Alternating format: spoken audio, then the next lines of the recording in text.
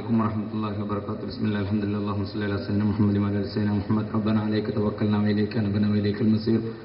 Sorry for all abbeys. I will speak in Malayalam. I have to conclude the session. Inshallah. So, 2010 ഒക്ടോബറിൽ ഇസ്തംബൂളിൽ വെച്ച് നടന്ന കോൺഫറൻസിന് വേണ്ടി 3 ദിവസത്തെ 9th international നൂർസി സിംബോസിയത്തിന് വേണ്ടി തുർക്കിയിലേക്ക് പോകുമ്പോൾ അവിടെ വെച്ച് വ്യത്യസ്തരായ ആളുകളെ കണ്ടപ്പോഴും ഇങ്ങനെ ഇത്ര എളുപ്പത്തിൽ ദാറുൽ ഹുദ ഇസ്ലാമിക് യൂണിവേഴ്സിറ്റിയുടെ ക്യാമ്പസിൽ വെച്ച് ഇത്ര മനോഹരമായ ഒരു പരിപാടി സംഘടിപ്പിക്കാൻ കഴിയുമെന്ന് സ്വപ്നത്തിൽ പോലും കരുതിയിരുന്നില്ല.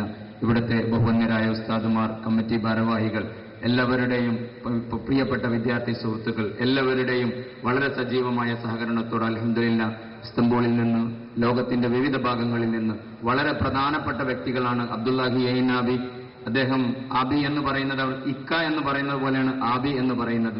അദ്ദേഹം നൂർസിയുടെ വിദ്യാർത്ഥിയാണ്. ഇപ്പോൾ ഉസ്താദിന് പ്ലാക്ക് കൈമാറിയ റിസ അജ്ജാലി, അദ്ദേഹം മുൻ തുർക്കിഷ് മന്ത്രിയാണ്. അദ്ദേഹം ഇപ്പോൾ തുർക്കിയിലെ പാർലമെന്റ് മെമ്പറാണ്. അദ്ദേഹം ഇഹ്സാൻ മുസ്തഫ ആബി, അദ്ദേഹം ഇറാഖിയാണ്, ഇപ്പോൾ തുർക്കിയിൽ ജീവിച്ചുകൊണ്ടിരിക്കുന്നു. അദ്ദേഹം റിസാലെ നൂർ അറബിയിലേക്ക് ട്രാൻസ്ലേറ്റ് ചെയ്ത വളരെയധികം ബഹുമാനിക്കപ്പെടുന്ന ഒരു വ്യക്തിയാണ്. അതുപോലെ തന്നെ അബ്ദുൽ ഹക്കീം അനീസ് UAE-യിൽ റിസർച്ച് ചെയ്തുകൊണ്ടിരിക്കുന്ന, റിസർച്ച് ഓഫീസറായി വർക്ക് ചെയ്തുകൊണ്ടിരിക്കുന്ന സിറിയക്കാരനായ വ്യക്തിയാണ്. തോമസ് മിഷൽ, അദ്ദേഹം വളരെ അധികം വർഷങ്ങളായി ക്രൈസ്തവ മിഷണറി പ്രവർത്തനങ്ങൾ നടത്തുകയും പിന്നീട് വത്തിക്കാന്റെ നേതൃത്വത്തിലുള്ള ക്രൈസ്തവ മുസ്ലിം ഇന്റർഫെയ്ത്ത് റിലേഷന്റെ ഭാഗമായി മുസ്ലിങ്ങളുടെയും ക്രിസ്ത്യൻസിന്റെയും ഇടയിലുള്ള ബന്ധങ്ങൾ ഊഷ്മളമാക്കുന്നതിന് വേണ്ടി പ്രവർത്തിക്കുകയും അതിന്റെ ഇടയിൽ ബഹുവന്യരായ ബദിഉസ്സമാൻ സയ്യിദ് നൂർസിയെ പരിചയപ്പെടുകയും അദ്ദേഹത്തിന്റെ പ്രവർത്തനങ്ങളിലും ചിന്തകളിലും അധ്യാപനങ്ങളിലും ആകർഷനാവുകയും ചെയ്ത വ്യക്തിയാണ്. അതുപോലെ തന്നെ അൽപസ്നാൻ അക്ജീഗൻസ്, അദ്ദേഹം വളരെ പ്രസിദ്ധനായ ഒരു തത്വചിന്തകനും ഫിലോസഫിയിലെ എക്സ്പേർട്ടുമാണ്. അദ്ദേഹം മിഷിഗൻ യൂണിവേഴ്സിറ്റിയിൽ നിന്ന്, ചിക്കാഗോ യൂണിവേഴ്സിറ്റിയിൽ നിന്ന് PhD നേടി അദ്ദേഹം ഒരുപാട് യൂണിവേഴ്സിറ്റിയിൽ പഠിപ്പിച്ചതിന് ശേഷം തുർക്കിയിലെ ഇസ്തംബൂളിലെ ഏറ്റവും പ്രധാനപ്പെട്ട എൽഡിസ് ടെക്നിക്കൽ യൂണിവേഴ്സിറ്റിയിൽ അദ്ദേഹം അധ്യാപനം നടത്തിക്കൊണ്ടിരിക്കുന്നു. അതുപോലെ തന്നെ അലി കത്തിയോസ് ആബി Istanbul foundation for science and കൾച്ചറിന്റെ അധ്യക്ഷനായിട്ട് വളരെ ബഹുമാന്യ വ്യക്തിയായി അദ്ദേഹം ജീവിച്ചുകൊണ്ടിരിക്കുന്നു. അദ്ദേഹം ബിലാൽ കുസ്ബിനാർ ഈ വേദിയിൽ പ്രസംഗിക്കേണ്ടിയിരുന്നു. എന്നോട് പറഞ്ഞു എനിക്ക് പബ്ലിക് വേദിയിൽ അഭിസംബോധന ചെയ്യാൻ ഞാൻ ചെയ്യുന്നില്ല. അദ്ദേഹം ബുധനാഴ്ച മുതൽ യാത്രയിലാണ്. മലേഷ്യയിലെ ഇസ്താക്കിലും അതുപോലെ തന്നെ ബഹ്റൈനിലെ അഹ്ലിയ യൂണിവേഴ്സിറ്റിയിലും അധ്യാപകനായതിനു ശേഷം ഇപ്പോൾ ലോകത്തെ തന്നെ ഇസ്ലാമിക് സ്റ്റഡീസിൽ ഏറ്റവും പ്രസിദ്ധമായ കാനഡയിലെ മക്ഗിൽ യൂണിവേഴ്സിറ്റിയിൽ അദ്ദേഹം ഫിലോസഫി ഓഫ് ഇസ്ലാമിക് സ്റ്റഡീസിന്റെ ലെക്ചറായി വർക്ക് ചെയ്തുകൊണ്ടിരിക്കുന്നു. അദ്ദേഹം ബുധനാഴ്ച യാത്ര തുടങ്ങിയതാണ്. ആംസ്റ്റർഡാം വഴി, തുർക്കിയിലെ ഇസ്തംബൂൾ വഴി, അദ്ദേഹം മുംബൈ വഴിയാണ് ഇവിടെ എത്തിയത്. അതുപോലെ തന്നെ ഫാരിസ് കയാബി, അദ്ദേഹം തുർക്കിയിൽ ഏറ്റവും ബഹുമാനിക്കപ്പെടുന്ന, ലോകത്തിന്റെ വിവിധ ഭാഗങ്ങളിൽ ഈ പ്രവർത്തനവുമായി നടന്നുകൊണ്ടിരിക്കുന്ന, വളരെയധികം സന്തോഷത്തോടുകൂടിയും എത്ര പ്രയാസങ്ങളും പ്രശ്നങ്ങളും ഉണ്ടായാലും വളരെയധികം സന്തോഷത്തോടുകൂടി Istanbul foundation for science and culture ഏറ്റെടുത്ത ബദിഉസ്സമാൻ സയ്യിദ് നൂർസിയുടെ ഈ ചിന്തകളും അധ്യാപകനങ്ങളും പ്രചരിപ്പിക്കുന്നതിന് വേണ്ടി പ്രവർത്തിച്ചുകൊണ്ടിരിക്കുന്ന വ്യക്തിയാണ്. കോളിൻ ടേണറെ കുറിച്ച് നമുക്ക് മനസ്സിലാക്കാൻ സാധിച്ചു. അദ്ദേഹം ഇസ്ലാമിക് സ്റ്റഡീസിൽ അധ്യാപനം നടത്തുകയും UK-യിലെ ഡർഹാം യൂണിവേഴ്സിറ്റിയിൽ അധ്യാപനം നടത്തിക്കൊണ്ടിരിക്കുന്ന, ഒരുപാട് പുസ്തകങ്ങൾ എഴുതിയ, ഒരുപാട് രചനകൾ നിർവഹിച്ച, ഇസ്ലാമിക ചിന്തയുമായി ഇടപഴകുന്ന ഒരു വ്യക്തിയാണ് അദ്ദേഹം. അതുപോലെ തന്നെ നജ്മാബി ഗാസിയാന്തിപ്പിൽ നിന്നാണ് അദ്ദേഹം വരുന്നത്. ഈ പ്രോഗ്രാം ഇവിടെയും ജവഹർലാൽ നെഹ്റു യൂണിവേഴ്സിറ്റിയിലും വെച്ച് നടത്തപ്പെടുന്ന Istanbul foundation for science and കൾച്ചറിന്റെ നേതൃത്വം നടത്തിക്കൊണ്ടിരിക്കുന്ന ഈ റിസാലെ നൂറിന്റെ കുറിച്ചുള്ള സെമിനാറിനെ സ്പോൺസർ ചെയ്യുന്ന ജഹാംഗീർ ഫൗണ്ടേഷന്റെ വ്യക്തിയാണ്. അതുപോലെ തന്നെ ഒരുപാട് വ്യക്തിത്വങ്ങൾ, ഈ പ്രൊഫസർ ഇർഫാൻ ഉമർ ഇവിടെ ഇരിക്കുന്നുണ്ട്, അമേരിക്കയിലെ മർഗിറ്റ് യൂണിവേഴ്സിറ്റിയിൽ നിന്നുള്ള. അതുപോലെ തന്നെ ജ്യേഷ്ഠ സുഹൃത്തായ അബ്ദുൽ മുൻഇം പാഷ, അദ്ദേഹത്തെ തുർക്കിയിൽ വെച്ച് കണ്ടിരുന്നു. വളരെ സ്നേഹപുരസ്സരം നമ്മളോട് പെരുമാറുന്ന അബ്ദുൽ മുൻഇം പാഷ, അദ്ദേഹം ജാമിയ മില്ലിയ യൂണിവേഴ്സിറ്റിയിൽ നിന്ന് വരുന്ന ആളാണ്.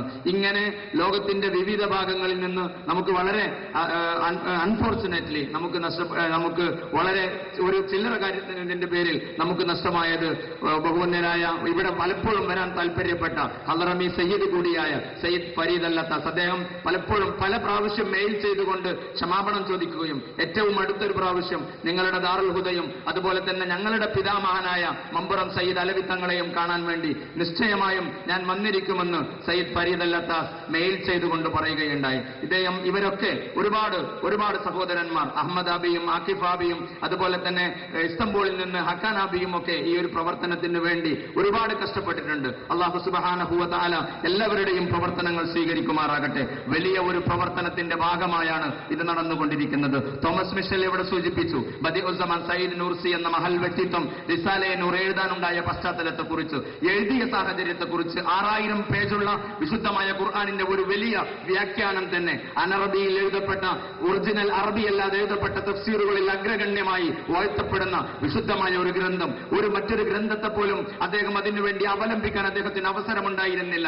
അതുപോലെ തന്നെ ഇന്നത്തെ പോലെ കമ്പ്യൂട്ടറോ അതേപോലെ തന്നെ ടൈപ്പ് റൈറ്ററോ ഒരുവിധ സംവിധാനങ്ങളുമില്ലാതെ ഒളിവ് താവളങ്ങളിൽ വെച്ചുകൊണ്ടോ അല്ലെങ്കിൽ അറസ്റ്റ് ചെയ്യപ്പെട്ടതിന് ശേഷം പോലീസ് ലോക്കപ്പിൽ വെച്ചുകൊണ്ടോ അല്ലെങ്കിൽ എവിടെയെങ്കിലും മലഞ്ചെരുവിൽ വെച്ചുകൊണ്ടോ വളരെയധികം കഷ്ടപ്പാടുകൾ ദാരിദ്ര്യവും നിറഞ്ഞ വീടുകളിൽ വെച്ചുകൊണ്ടോ ഒരു കാലഘട്ടത്തിന്റെ പ്രതീകമായി ഉയർന്നു വന്ന ചിന്തകളായിരുന്നു. അള്ളാഹുവിന്റെ അടുക്കൽ നിന്ന് ഇൽഹാമു മുഖേന ലഭിച്ച വളരെ വലിയൊരു വരദാനമായിരുന്നു ഈ ബദിഉസ്സമാൻ സയ്യിദ് നൂർസിയുടെ ചിന്തകൾ ഉൾക്കൊള്ളുന്ന ഈ റിസാലയെ നൂർ എന്നാണ് അവർ വിശ്വസിക്കുന്നതും നമ്മൾ പഠിക്കുമ്പോൾ മനസ്സിലാക്കാൻ സാധിക്കുന്നതും. ലോകത്ത് ഓരോ ജനതയെയും മാറ്റിമറിക്കാൻ വേണ്ടി അവരുടെ വിശ്വാസങ്ങൾ തകർക്കപ്പെടുമ്പോൾ, അവരുടെ ചിന്തകൾ മാറി വരുമ്പോൾ, അവരുടെ ഇടയിൽ നിന്നുള്ള ഇസ്ലാമികമായ ആചാരങ്ങൾ നഷ്ടപ്പെടുമ്പോൾ അവിടെ വളരെയധികം ബുദ്ധിപൂർവ്വം, വളരെയധികം ആ കാലഘട്ടത്തിനോട് ഏറ്റവും അനുയോജ്യമായ രീതിയിൽ ആരെയും വിഷമിപ്പിക്കാതെ, എന്നാൽ അള്ളാഹുവിന്റെ വചകിനെ ഉദ്ദേശിച്ചുകൊണ്ട് ഓരോ കാലഘട്ടത്തിലും മഹാന്മാരായ പണ്ഡിതന്മാർ, പൂർവസൂരികളായ മഹാരഥന്മാരായ പണ്ഡിതന്മാർ കടന്നു വന്നിട്ടുണ്ട്. ഇമാം ഗസാലിയെ കാണുന്നത് നമ്മൾ അവിടെയാണ്.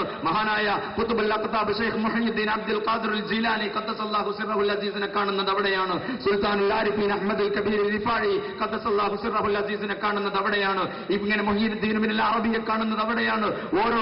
ഓരോ കാലഘട്ടത്തിലും ആ കാലഘട്ടത്തിൽ ഏറ്റവും പ്രയാസകരവും പ്രശ്നകരവുമായ സാഹചര്യങ്ങൾ നേരിടുമ്പോൾ അവിടെ വിപ്ലവത്തിന്റെ മാറ്റലുകളുമായി കടന്നു വന്ന മഹാരഥന്മാരായ ആളുകൾ എടുത്ത് പരിശോധിച്ചു നോക്കുമ്പോൾ ഒരിക്കലും രാഷ്ട്രീയമായ വിപ്ലവം നടത്താതെ ആത്മീയവും ഭൗതികവുമായി സമഞ്ജസമായി സമ്മേളിച്ചുകൊണ്ട് സമുദായത്തെ സമുദ്ധരിക്കാൻ കടന്നു വന്ന ആളുകളുടെ ചരിത്രം എടുത്ത് പരിശോധിച്ചു നോക്കുമ്പോൾ നമുക്ക് കാണാൻ സാധിക്കുന്നത് ആ കാലഘട്ടത്തിന് ഏറ്റവും അനുയോജ്യമായ രീതിയിൽ ഒരിക്കലും അക്രമത്തിലേക്ക് സമൂഹത്തെ വഴി നടത്താതെ വളരെ ബുദ്ധിപൂർവം ഇസ്മിന്റെയും തസവൂഫിന്റെയും ആ പുണ്യമായ അടിത്തറയിൽ നിന്നുകൊണ്ടായിരുന്നു ഇവരൊക്കെ ഏറ്റവും വലിയ സാമുദായിക സേവനവും സമുദ്ധരണവും നടത്തിയിരുന്നത് എന്ന് നമുക്ക് മനസ്സിലാക്കാൻ സാധിക്കുന്നു. തുർക്കിയുടെ അവസ്ഥയിൽ നിന്ന് ബദിഉസ്സമാൻ സയ്യിദ് നൂർസി 1924 ഖിലാഫത്ത് നഷ്ടപ്പെട്ടതിന് ശേഷം ഇന്ത്യ പോലും അന്ന് അംഗീകരിച്ചിരുന്ന തുർക്കിഷിലെ മുസ്ലിം ഖിലാഫത്ത്, ഉസ്മാനിയ ഖിലാഫത്ത് നഷ്ടപ്പെട്ടതിന് ശേഷം ആ കാലഘട്ടത്തിൽ ഒരു ജനറേഷനെ തന്നെ, 1ഉം 2ഉം 3ഉം ജനറേഷനിൽ തന്നെ ഇസ്ലാമിക സംസ്കാരം പാടെ വലിച്ചെറിയപ്പെടുന്ന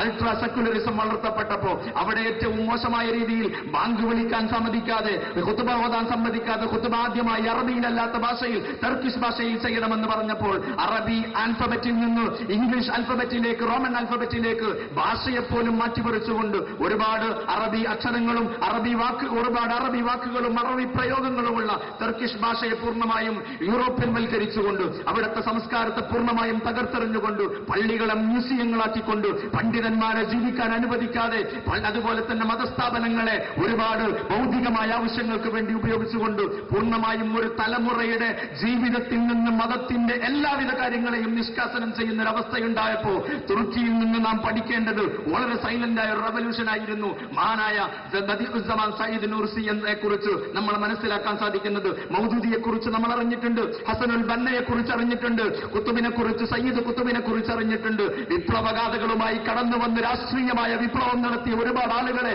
നമ്മൾ അറിഞ്ഞിട്ടുണ്ട്.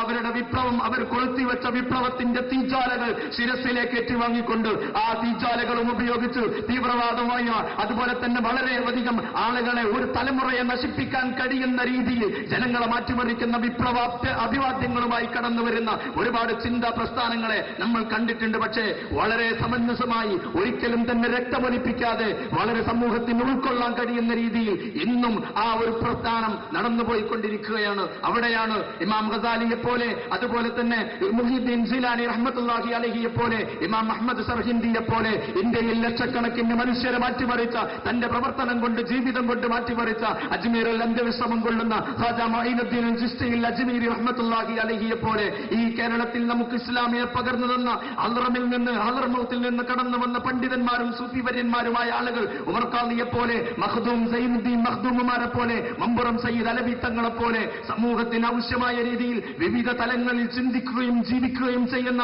വിവിധ മതങ്ങളുടെയും പ്രസ്ഥാനങ്ങളുടെയും ആളുകളെ ഒരുമിച്ച് കൂട്ടിക്കൊണ്ട് അവരുടെ ഒരിക്കലും മതത്തിന്റെ പേരിൽ തല്ലുകൂടാതെ പരസ്പരമായ ആശയവിനിമയം വ്യത്യാസങ്ങളുള്ളതിന്റെ പേരിൽ അവരെ ഒരിക്കലും അടുപ്പിക്കാതെ മനുഷ്യനെ അടുപ്പിച്ചുകൊണ്ട് ജീവിതം ഈ ഞങ്ങളിലേക്ക് കടന്നു വരിക, ഹൃദയം തുറന്നു വെച്ച് ഞങ്ങൾ കാണിച്ചു തരാം, ഞങ്ങളുടെ കയ്യിലുള്ളത് ജീവിതമാണ്, ദീനിയായ ജീവിതമാണ്. ഹബീബായ റസൂലുള്ളാഹി സ്വല്ലല്ലാഹു അലൈഹി വസല്ലമ തങ്ങൾ മക്കയിലെ ജീവിതകാലത്ത് കാണിച്ചു കൊടുത്ത തായിഫിൽ നിന്ന് ഏറ് കിട്ടിയപ്പോഴും അല്ലാഹുമ്മ ഗ്ഫിർ ലിഖൗമി ഫഇന്നഹും ലാ യഅലമൂൻ എന്ന് പ്രാർത്ഥിച്ച, തന്റെ ശരീരത്തിൽ ഉള്ള പുതപ്പ് വലിച്ചു മുറുക്കിയപ്പോഴും വേദനിച്ചപ്പോഴും താവൾക്ക് പുഞ്ചിരിച്ചുകൊണ്ട് മാപ്പ് കൊടുത്ത ഹബീബായ റസൂലുള്ളാഹി സ്വല്ലല്ലാഹു അലൈഹി വസല്ലമ തങ്ങളുടെ ഒരു സമീപനത്തിലൂടെയാണ് കാലങ്ങളും നിങ്ങൾ കാത്തിരുന്നാലും മനോഹരമായ വിപ്ലവങ്ങൾ കടന്നു വരിക എന്ന് തിരിച്ചറിഞ്ഞ ഒരു വലിയ പ്രസ്ഥാനത്തിന്റെയും ഒരു വലിയ അധ്യാപനത്തിന്റെയും ഉടമയായിരുന്നു സയ്യിദ് നൂർസി എന്ന് നമുക്ക് മനസ്സിലാക്കാൻ സാധിക്കുന്നു. നമുക്ക് അംഗീകരിക്കാനും അന്വേഷിക്കാനുമുള്ളത് കേരളീയ സാഹചര്യത്തിൽ, ഇന്ത്യൻ സാഹചര്യത്തിൽ വിവിധ ഭാഷകളുള്ള,